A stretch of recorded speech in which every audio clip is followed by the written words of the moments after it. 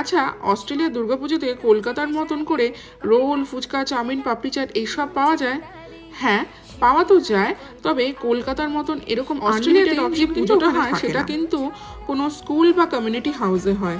তো যে ঘরটাতে দেবী দুর্গা তার ছেলে মেয়েদেরকে নিয়ে বসেন, তার আশেপাশের কোনো একটা ছোট ঘরে বসে 2 কি 3টে স্টলের মতন। আর সেই স্টলগুলোতে কখনো পাওয়া যায় ফুচকা, পাপড়ি চাট, সিঙ্গারা, রোল এইসব।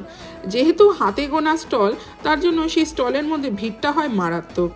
এই ভিড়টা বেশিরভাগই হয় অষ্টমীর দিন, যখন সবাই অঞ্জলিটা শেষ করে উপোসটা ভাঙে, তখন সবাই এই স্টলগুলোতে ভিড় জমায়। তবে পুজো অর্গানাইজাররাও প্রচুর রকমের খাবার অপশন রাখে। সকালে থাকে ফল প্রসাদ, লুচি, নাড়ু, তার সাথে দুপুরের খাবারে থাকে হচ্ছে খিচুড়ি ভোগ, পায়েস।